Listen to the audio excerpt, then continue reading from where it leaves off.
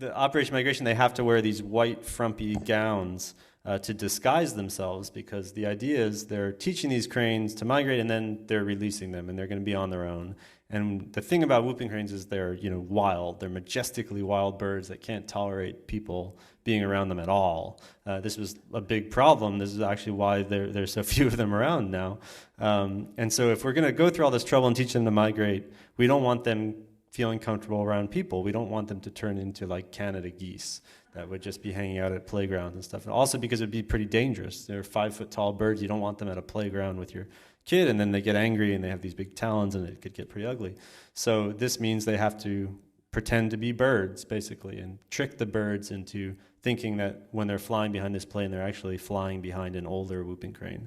And it works. There's a whole bird psychology jag that I go on in the book to explain why it works, but it works.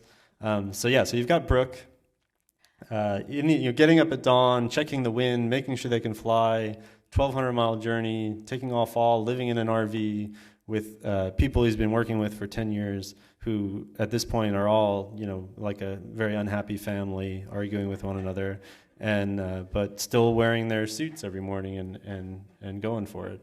I think you're painting sort of a rosy picture of this I think work, that's too optimistic. It sounded miserable. It sounded cold. It sounded boring. I mean, the birds sound magnificent.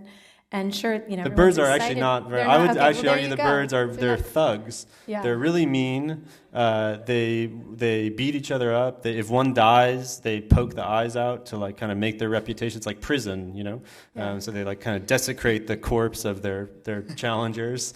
And if I kept saying, "Can I wear one of the costumes? Can I get in the pen?" And they said no, because you don't know how to stand in the costume, you won't have the right body language, and the cranes will just wail on you.